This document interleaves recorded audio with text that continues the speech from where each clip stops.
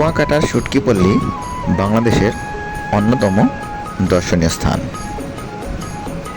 কুয়াকাটা সমুদ্র সৈকতের কাছে এই শুটকিপল্লী অবস্থিত, যেখানে শত শত জেলে পরিবার সারা বছর সমুদ্র থেকে মাছ ধরে তা শুকিয়ে শুটকি তৈরি করে।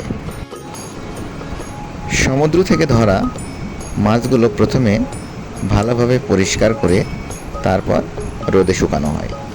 এভাবে তৈরি হয় কুয়াকাটার বিখ্যাত শুটকি। শুটকিপল্লীতে গেলে দেখা যায় বড় বড় বাঁশের তৈরি চাটাই বা খুঁটির উপর সারি সারি করে মাছ শুকানো হচ্ছে। বাতাসে ভেসে আছে এক ধরনের বিশেষ গন্ধ, যা শুটকি মাছের স্বাভাবিক বৈশিষ্ট্য।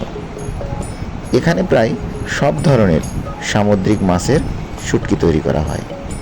চিংড়ি, লইট্টা, রূপচাঁদা, ইলিশ ইত্যাদি নানা প্রজাতির মাছ।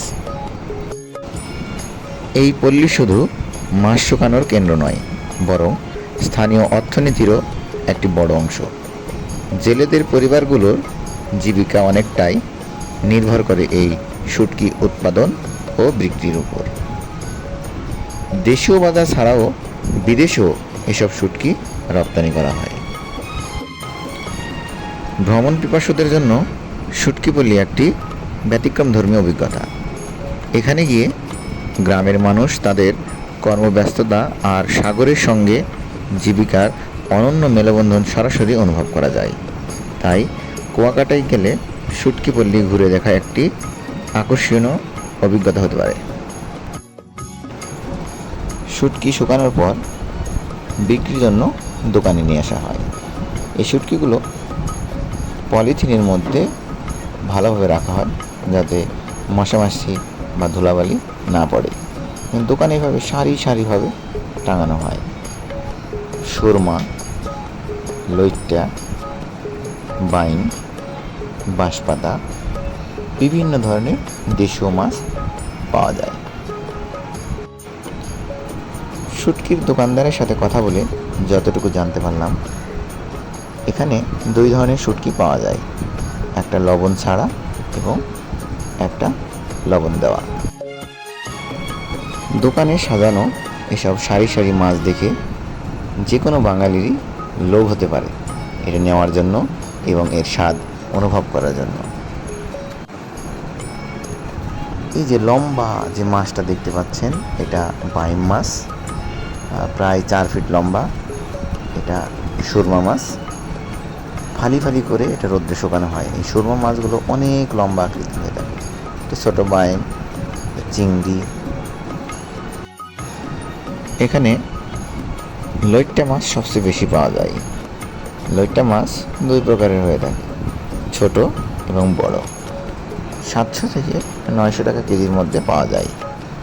তো হাতে যেটা দেখতে পাচ্ছেন, এই লইট্টা 700 টাকা কেজি, এবং এর চেয়ে একটু বড় সাইজের সেটা 800 টাকা কেজি। অন্যান্য মাছ যেমন সুরমা 1100 টাকা কেজি, বাইন 900 টাকা কেজি, বড় চিংড়ি 800 টাকা কেজি, বাঁশপাতা 500 টাকা কেজি। বিভিন্ন ধরনের মাছের বিভিন্ন ধরনের দাম।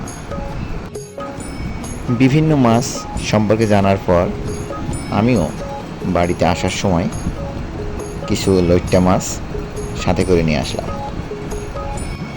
এবং দোকানদার একটা পরামর্শ দিলেন, যেখান থেকে মাছ কেনা হোক, আসলে ক্রেতার কখনো বুঝতে পারবে না যে এটা ভালো শুটকি কিনা। তো নেওয়ার সময় অবশ্যই পরীক্ষা করে নিতে বললেন। যে উনি মাছটাকে মুখে নিয়ে জিহ্বা দিয়ে টেস্ট করে দেখালেন যে আসলে একটু জিহ্বা দিলে বোঝা যাবে যে এটা লবণ দেওয়া না লবণ ছাড়া। দোকানগুলোতে সামুদ্রিক মাছের পাশাপাশি আমাদের যে সমভূমিতে লেবেলে যেসব মাছগুলো পাওয়া যায়, কাসকি, ছোট চিংড়ি, এসব মাছগুলো দোকানে দেখা গেল। আপনারা কেউ ইচ্ছে করলে এখান থেকে অল্প দামে মাছ সংগ্রহ করতে পারেন। তো আশা করি আজকের এই ভিডিওটি আপনাদের অনেক ভালো লেগেছে। নতুন আরও একটি ভিডিও দেখার আমন্ত্রণ জানিয়ে আজকের মতো এখানেই বিদায় নিচ্ছি। ধন্যবাদ সবাইকে।